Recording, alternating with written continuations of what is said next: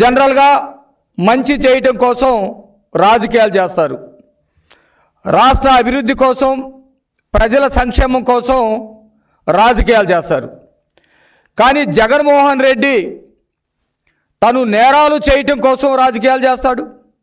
నేరాలు చేసినటువంటి వాళ్ళనే పార్టీలో పెట్టుకుంటాడు. నేరాలు చేసినటువంటి వాళ్ళని కాపాడటం కోసం రాజకీయాలు చేస్తాడు. అసలు రాజకీయ పార్టీ పెట్టిందే తను నేరాలు చేసి వాటి నుంచి తప్పించుకోవటానికి అని చెప్పేసి స్పష్టంగా అర్థమవుతూ ఉంది.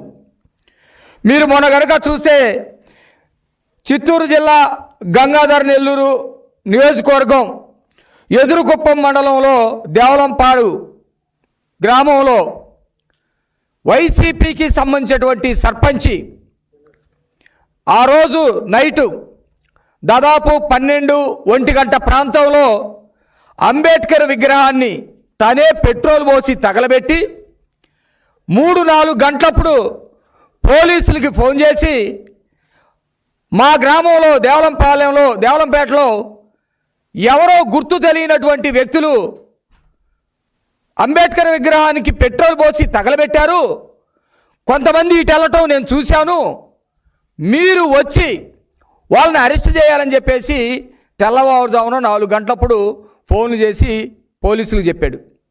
తెల్లవారుతానే నారాయణ స్వామిని మాజీ మినిస్టరు, కరుణాకర్ రెడ్డిని టీడీటీ మాజీ చైర్మను, అట్లాగే వైసీపీ ప్రముఖ నాయకుడు, వీళ్ళని అందరిని తీసుకొచ్చి పెద్ద ఎత్తున ధర్నా చేసి మా అంబేద్కర్కి అన్యాయం జరిగిపోయింది, మా అంబేద్కర్ని కాపాడండి, మా ఆత్మగౌరవాన్ని కాపాడండి అని చెప్పేసి పెద్ద ఎత్తున డ్రామాలు చేసేటువంటి పరిస్థితి.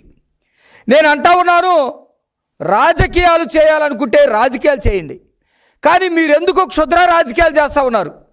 ఈరోజు జగన్మోహన్ రెడ్డి యొక్క పోకళ్ళు చూస్తూ ఉంటే ఒక సుస్థిరమైనటువంటి పరిపాలన అందిస్తున్నటువంటి, ఒక ప్రజారంజక పాలన అందిస్తున్నటువంటి, ప్రజలకి మంచి పరిపాలన అందిస్తున్నటువంటి కూటమి ప్రభుత్వాన్ని చూసి ఓర్చుకోలేకపోతూ ఉన్నాడు.